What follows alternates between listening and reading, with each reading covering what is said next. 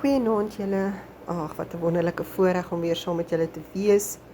Aan die einde van 'n naweek waar ons bietjie kon rus. Oliekannetjies vol te maak vir die week wat voorlê.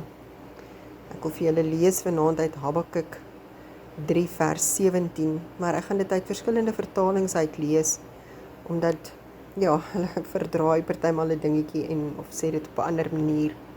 Maar die boodskap kom tog deur. En ek wil begin vanaand, ek wil net gou sê dat hierdie is 'n baie kosbare stukkie uit die woord vir my.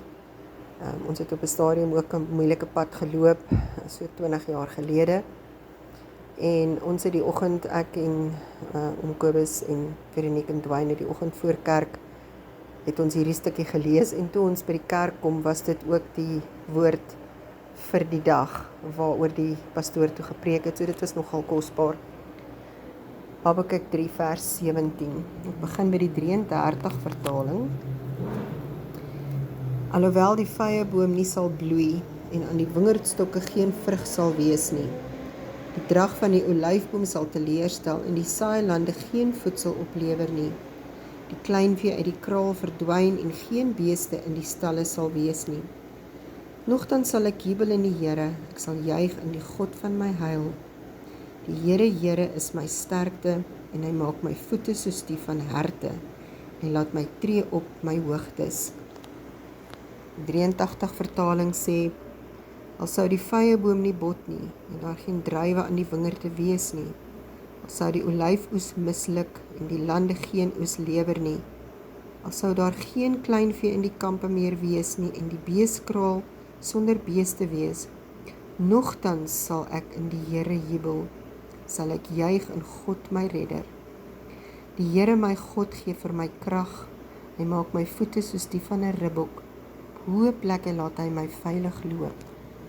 Die Amplified sê dit bietjie anders.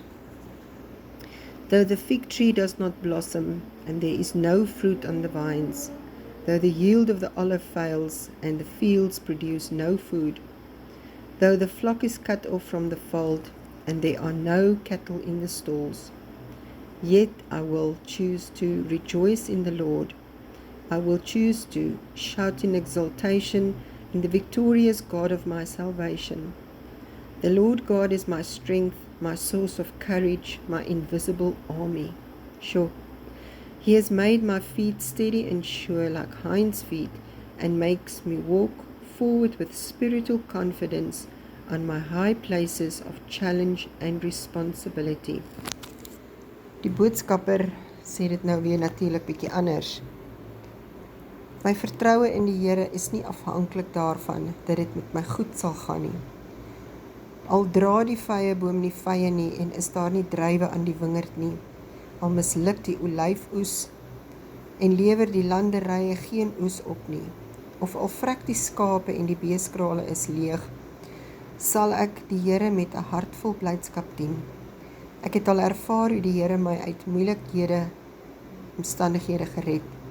Die Here wat as koning regeer, gee vir my die krag wat ek nodig het. Hy maak dit vir my moontlik om probleme sonder moeite te kan hanteer. 'n Nota vir die afrigter van die koor. Okay, dit is nou natuurlik nie deel van die versie nie. Maar ek ervaar net dat wanneer jou bootjie skommelend op die see is en jy voel dat jy regtig nie meer kan aangaan nie, al sou die vyeboom nie bot nie, al sou daar geen oes op die lande meer wees nie, nogtans sal ek juig en jubel, want God is my redder. En dit maak nie saak hoe of in watter vertaling jy dit lees nie, hy dra sy boodskap oor. So wat ek vandag met julle wil deel en julle wil bemoedig, en ek sê dit ook vir myself, al sou die vyeboom nie bot nie, God is goed vir ons, hy het soveel genade, ons moet net vertrou en in sy spore bly.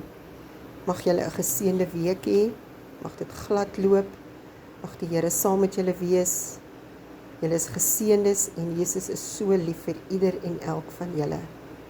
Amen.